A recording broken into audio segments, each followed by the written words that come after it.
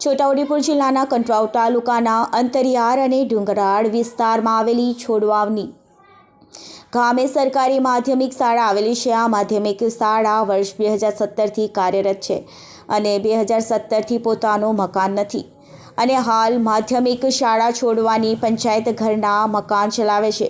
સતત 3 વર્ષથી માધ્યમિક શાળાનું ધોરણ 10ની બોર્ડની પરીક્ષામાં 100% પરિણામ આવે છે. ગ્રામ પંચાયત ખાતે અરજદારો આવતા હોય ત્યારે બાળકોને અભ્યાસ કરવાની મુશ્કેલીનો સામનો કરવો પડે છે. માધ્યમિક શાળામાં ધોરણ 9 અને 10 અને 45થી વધુ બાળકો અભ્યાસ કરે છે.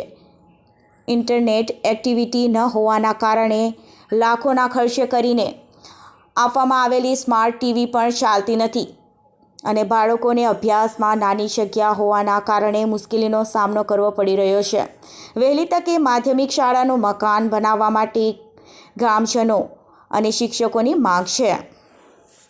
રિપોર્ટર મોહસિન સુરતી, છોટાઉદેપુર. 2017થી અમે માધ્યમિક શાળા માટે ગ્રામ પંચાયતનું મકાન ઉપરનો માળ આપેલ છે.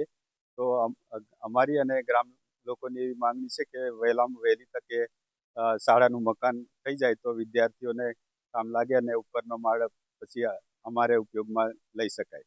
હા, અત્યારે શાળાનું મકાન નથી એટલે અમે આપ્યું છે, પણ જલ્દી બની જાય એવી અમારી માંગણી છે. મુશ્કેલીઓ શાળા બાળકો ભણતા હોય છે અને અરજદારો આવે ત્યારે વિદ્યાર્થીઓને ડિસ્ટર્બ થાય છે. અમારે અરજદારો માટે પણ મુશ્કેલ પડી જાય છે. જલ્દીથી મકાન બની જાય. અશોકભાઈ રાઠવા, તલાટી કમ મંત્રી. હા, વર્ષ 2017થી સરકારી માધ્યમિક શાળા છોડવાની મંજૂરી મળેલી હતી, પરંતુ શરૂઆતમાં ગ્રુપ શાળા 2માં ચાલુ હતી. ત્યારબાદ ધોરણ 1 પ્રથમ વર્ગ હતો એટલે ધોરણ 9 ત્યાં ચાલુ હતું. પછી ધોરણ 10 2018માં મંજૂરી મળતા અહીંયા છોડવાણી 1માં ત્યાંથી ટ્રાન્સફર કરવામાં આવેલી હતી અને ત્યારથી એક રૂમ છોડવાણી 1ના જર્જરિત હાલતમાં ચલાવતો હતો અને બીજો રૂમ પંચાયત જે જૂનું પંચાયત બિલ્ડિંગ હતું ત્યાં ચલાવવામાં આવતો હતો. પરંતુ વર્ષ 2021-22માં એ પંચાયત જૂનું જે જર્જરિત હાલત હોય એ સરકારશ્રીના ઠરાવ મુજબ એને તોડવાની વહીવટી મંજૂરી મળતા બાજુમાં અમે 2022 અને 23 એક શૌચાલયમાં બાજુમાં એનો નવો રૂમ ઊભો કરીને ત્યાં શરૂઆત 2022-23 2 વર્ષ ત્યાં અભ્યાસ કરાયું.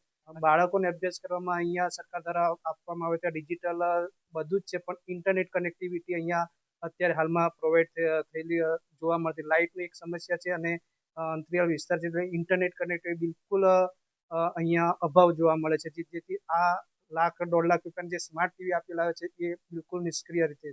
બાળકો એક બેન્ચીસ પર જો રૂમ જે બાળકને 60 ફૂટ જેટલી જગ્યા જોઈએ છે, એક બાળક આખા વર્ગખંડમાં એ અહીંયા પૂરતું મળી રહેતું નથી. પરંતુ જે અન્ય કોઈ વિકલ્પ ગામમાં પણ અમે ભાડાનો એવું એ વખતે વ્યવસ્થા વૈકલ્પિક વ્યવસ્થા માટે જો મોટો રૂમ મળે એવી જગ્યાની શોધ કરી હતી, પરંતુ આની પણ જગ્યા મળતી નથી. પછી છેલ્લે આ પંચાયતના ઉપરના અમે અહીંયા બેસવાની મંજૂરી મળેલી હતી. જે ટેન્ડરિંગમાં ગાંધીનગર ફાઇલ મોકલવામાં આવી છે એટલે વહેલા તકે આ શાળાનો જે જમીન ફાળવેલી છે એમાં બની જાય તેવી આશા છે.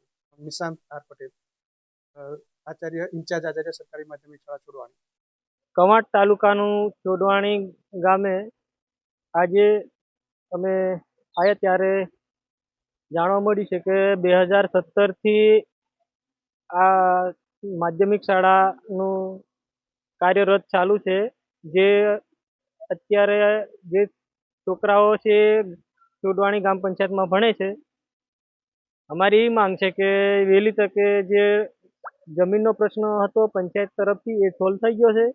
હવે એ ટેન્ડરમાં મૂકી દીધું છે. હવે જલ્દી આ ટેન્ડર બહાર પાડે સરકારશ્રી અને જલ્દી સ્કૂલનું બાંધકામ સારું કરે એવી અમારી માંગ છે.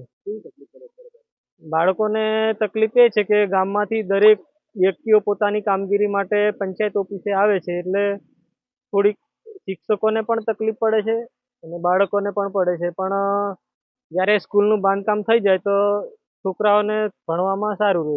જે 2-3 વર્ષથી 10માનું રિઝલ્ટ 100% આવે છે મુખ્ય વાત છે અમારે, અને શિક્ષકોને પણ અમે ગામ વતી આભાર માનીએ છીએ.